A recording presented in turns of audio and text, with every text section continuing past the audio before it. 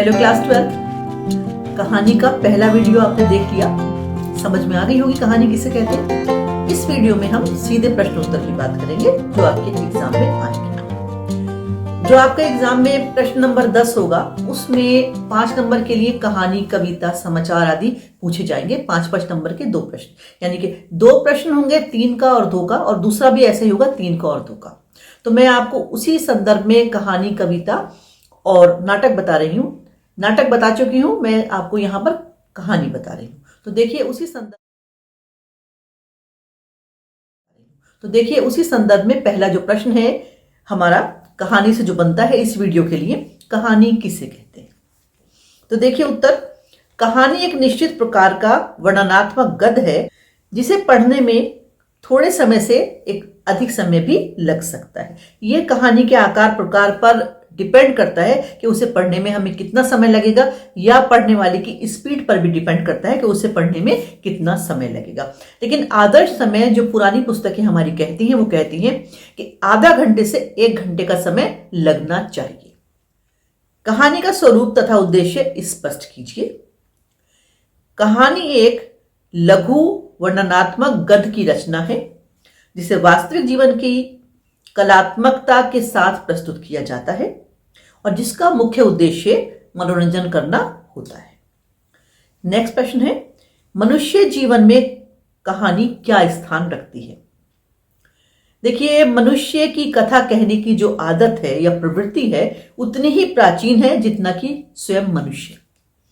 सभ्यता के विकास के साथ व्यक्ति के भावों की अभिव्यक्ति का जो माध्यम बना वो कहानी बन गया। तो हम कह सकते हैं सभ्यता के विकास के साथ व्यक्ति के भावों की अभिव्यक्ति का माध्यम कहानी बन गई है। उत्तर लिखने के लिए भाषा डिफरेंट हो सकती है, लेकिन जो उसका आंसर है वो सबका सेम ही आता है। देखिए, आधुनिक कहानी क्या है।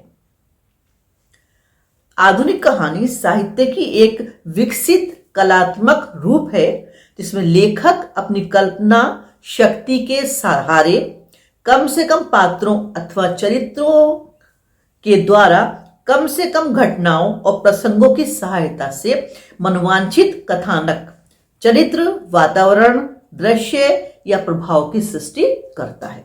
लंबा सेंटेंस है, इसको एक बार में ही याद कर लीजिएगा। कहानी के मुख्य लक्षण बताइए, यानी कहानी में क्या चीजें होनी चाहिए। देखिए, स्पष्ट होनी चाहिए, रोचक होनी चाहिए, उसका कोई निश्चित उद्देश्य होना चाहिए और हमारे जीवन से उसका जुड़ाव, यानी कि जीवन से रिलेट भी करना चाहिए, और विस्तार उतना ही हो जितने की जरूरत हो। और ये हमारा जो आधुनिक समय है उसमें मनोवैज्ञानिकता की बहुत जरूरत है, इसलिए मनोवैज्ञानिक दृष्टिकोण भी कहानी को प्रस्तुत करना चाहिए। कहानी के जो मर्मज्ञ हैं, यानी कि जो बहुत ही जानकार हैं, उन्होंने कहानी सृजन के निम्नलिखित मूल तत्व निर्धारित किए हैं। कौन कौन से? कथावस्तु, पात्र चरित्र चित्रण, संवाद और कथोपकथन, वातावरण तथा देश काल, भाषा शैली और उद्देश्य। तो देखिए, नेक्स्ट इसका प्रश्न है, क्या कहानी के शीर्षक को मूल तत्व माना जा सकता है। तो ये कहीं से प्रश्न आया होगा कि कहानी का जो मूल तत्व है उसे शीर्षक अगर कहा जा रहा है तो क्यों कहा जाता है, इसीलिए ये प्रश्न है। देखिए, मुख्य तत्वों के अतिरिक्त जो कुछ हमारे विद्वान हैं वो शीर्षक को भी एक पृथक और मूल तत्व मानते हैं। जो हमारे विद्वान हैं उन्होंने रिसर्च की होगी, इस पर बहुत ज्यादा जानकारी खोज की होगी, उसके बाद ही उन्होंने ऐसा कहा होगा कि जो शीर्षक है वो भी एक मूल तत्व ही है। ठीक भी तो है, शीर्षक पढ़ने के साथ ही कुछ चीजों को पढ़ने का, जानने का हमारा मन कर जाता है। कथानक किसे कहते हैं? विविध पात्रों के क्रियाकलापों तथा घटनाओं से निर्मित जो सारी कथा बनती है उसी को ही कहानी का कथानक कहा जाता है। नेक्स्ट इसका प्रश्न बिल्कुल इसी के बाद वाला है, कहानियों में कथानक का महत्व पर टिप्पणी कीजिए। कहानियों में कथानक का महत्व बहुत होता है। घटना प्रधान कहानियों में कथानक का विशेष महत्व होता है। कथानक के नियोजन पर कहानी की सफलता निर्भर करती है। कथानक छोटा या बड़ा, बिना कथानक के कहानी की कल्पना नहीं की जा सकती, यानी कि कथानक छोटा या बड़ा कोई ना कोई होना आवश्यक है। आधुनिक कहानियों में इस बात का प्रयास किया जा रहा है कि कथानक जो अनिवार्य चीज है वो अनिवार्य अब ऐसा ना रह जाए, और ऐसे जो प्रयोग हैं वो सफल नहीं हो पा रहे हैं। ये भी कुछ अनुसंधान यानी कि रिसर्च ही कहती है। कहानी की कथावस्तु किस प्रकार की होनी चाहिए? कहानी की कथावस्तु प्रभाव उत्पन्न करने वाली, विचार मन में लाने वाली यानी विचार सोचने पर मजबूर करने वाली और यथार्थ से संबंधित होनी चाहिए, और इसका एक निश्चित उद्देश्य भी अवश्य होना चाहिए। अब मैं आपको थोड़ा सा वर्तमान में ले आती हूं कि कुछ कहानीकारों के नाम बताइए और उनकी रचनाएं भी मैं साथ में जोड़ती हूं। देखिए, इलाचंद जोशी की रचना रोगी, जैनेन्द्र कुमार का नाम तो आप लोगों ने सुना ही है ना, उनकी रचना तीसरा आदमी, और उषा प्रेमवदा की रचना मछलियां। ये 3 रचनाओं के नाम मैंने बताए। आप और बहुत से ढूंढ सकते हैं, सोच सकते हैं और लिख भी सकते हैं। ये फॉर एग्जाम्पल है। कहानी के कथानक में कितनी स्थितियां होती हैं? कथानक की 3 स्थितियां होती हैं। आरंभ होता है, उत्कर्ष होता है और फिर उसका अंत हो जाता है, यानी कहानी ऐसे चलती है, ऐसे, और फिर उसका अंत भी हो जाता है। जासूसी कहानी और भावनात्मक कहानी में क्या अंतर है? देखिए, जासूसी कहानियों में चमत्कारपूर्ण योजना ही प्रधान हुआ करती है, और भावनात्मक कहानियों में बाहरी घटनाओं की अपेक्षा मानसिक व्यापारों की प्रधानता होती है, यानी मानसिक जो भावनाएं हैं उनको प्रधान माना जाता है। इस प्रकार की कहानियां मनोवैज्ञानिक कहानियां होती हैं, कहलाती हैं। आप बार बार सोच रहे होंगे कि मैम बीच बीच में मनोविज्ञान या मनोवैज्ञानिक की बात क्यों करती हैं?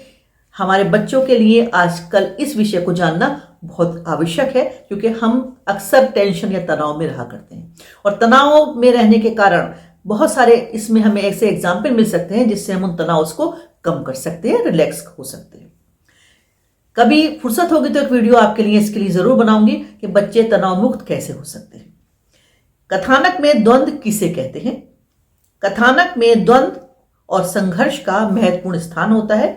ये द्वंद्व भौतिक और मानसिक दोनों प्रकार का हो सकता है, अर्थात व्यक्ति को कभी अपने समान व्यक्ति से, कभी अपनी परिस्थितियों से और कभी अपने अंतःकरण भावों से ही संघर्ष करना पड़ता है। अंतःकरण भाव, चलिए इसको जरा सा स्पष्ट कर लेते हैं।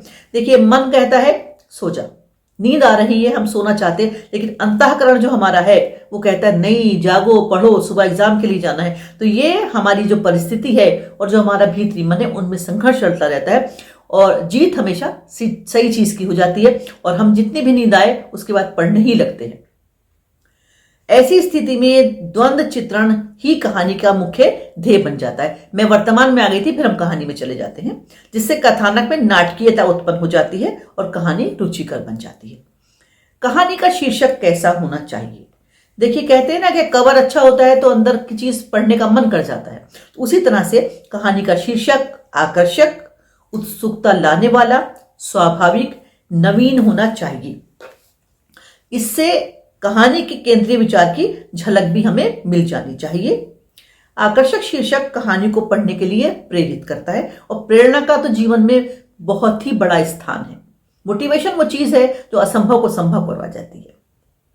कहानी से अलग शीर्षक बनावटी एवं अस्वाभाविक लगता है। एक सीमा तक कहानी की सफलता शीर्षक की सफलता पर भी निर्भर करती है।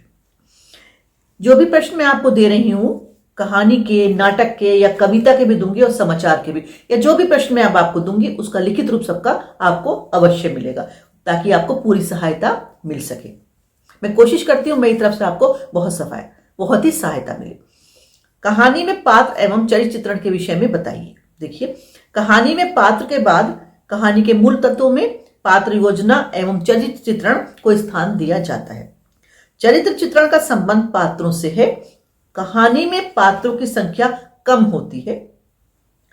कहानी में पात्रों के चरित्र का पूर्व विकास क्रम नहीं दिया जाता, वरन बने बनाए चरित्र के ऐसे अंश पर प्रकाश डाला जाता है जिससे व्यक्ति के व्यक्तित्व की झलक मिलती है। व्यक्तित्व समझते हैं ना आप, पर्सनैलिटी, जो एक इंटरनल और एक एक्सटर्नल दो चलती है।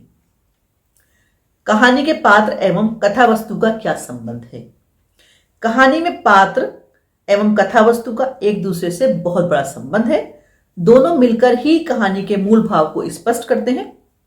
कहानी में 2 प्रकार के पात्र होते हैं बच्चों, एक तो सामान्य होते हैं और एक प्रतीकात्मक होते हैं। सामान्य पात्रों के भी दो वर्ग होते हैं, कुछ वर्ग का प्रतिनिधित्व करते हैं और कुछ व्यक्ति का। लघु कहानी प्रसार वाली होती है, इसलिए उसमें नायक के चरित्र को ही उतनी प्रधानता दी जाती है, दूसरे पात्रों के चरित्र को नहीं। दूसरे पात्रों के चरित्र को प्रमुखता देने से कहानी का मूल भाव दब जाता है। वर्तमान में चरित्र चित्रण की कितनी प्रणालियां हैं? प्रणालियां का मतलब विधियां हैं या तरीके हैं। वर्तमान में कहानियों के चरित्र चित्रण की 4 प्रणालियां मिलती हैं। वर्णनात्मक, इस प्रणाली के अंतर्गत लेखक चरित्र की विशेषताओं का स्वयं वर्णन करता है। विश्लेषणात्मक, यानी कि एनालिसिस करना, इस प्रणाली में लेखक चरित्र की विशेषताओं का उद्घाटन विभिन्न मानसिक स्थितियों का विश्लेषण प्रस्तुत करते हुए करता है। भाषा में आपको अगर अटपटी लग रही हो तो इसका कारण यह है कि मैं आपका इसको लिखित रूप दे रही हूं आपको इसका, ताकि आप एकदम सही से लिखें। सांकेतिक प्रणाली, सांकेतिक प्रणाली को अपनाकर लेखक चरित्र के महत्वपूर्ण अंशों की ओर संकेत करता है और उसका मूल्यांकन पाठकों पर छोड़ देता है। नाटकीय प्रणाली, इस प्रणाली में वार्तालाप और क्रिया व्यापार की प्रधानता के आधार पर प्रत्यक्ष और परोक्ष, यानी कि डायरेक्ट और इनडायरेक्ट, परोक्ष हमारा अप्रत्यक्ष को कहते हैं, प्रत्यक्ष और परोक्ष रूप में विशेषताएं प्रस्तुत की जाती हैं। कथोपकथन या संवाद किसे कहते हैं? इसका आंसर तो आपको वैसे आता ही है। देखिए, कथोपकथन और संवाद का मतलब होता है डायलॉग्स। तो कहानी की सफलता का सबसे बड़ा प्रमाण कथोपकथन की सार्थक योजना होती है। इसी से एक कुशल कहानीकार अपने पात्रों के चरित्र पर प्रकाश डालता है, कथा वस्तु का विकास करता है तथा सामाजिक विकृतियों पर तीखे व्यंग करता हुआ अपने उद्देश्य की ओर ग्रेजुअली बढ़ता चला जाता है। कथोपकथन कहानी को अधिक से अधिक रोचक बनाते हैं तथा एक प्रकार के वातावरण का निर्माण करने में समर्थ और सहायक होते हैं। इससे कहानी में स्वाभाविकता भी आती है। इस वीडियो का लास्ट प्रश्न बच्चों, कथोपकथन की भाषा की विशेषताएं बताइए। कथोपकथन की भाषा कथानक, विषय प्रतिपादन, पात्र योजना आदि की दृष्टि से व्यवहारिक होनी चाहिए। इस प्रकार से मैंने आपको लगभग 20 प्रश्न इस वीडियो में आपको बता दिए हैं। चैनल को अगर सब्सक्राइब नहीं किया है अभी तक आपने, तो अब जरूर कर लीजिए, क्योंकि इसके बाद मैं सोचती हूँ कि मैं आपको पूरे कोर्स का एक रिवीजन का वीडियो बनाकर दे दूं। चैनल को सब्सक्राइब करके लाइक और शेयर जरूर करते रहिए, पढ़ते रहिए, याद करते रहिए। नंबर तो अच्छे आने ही आने हैं। Thank you.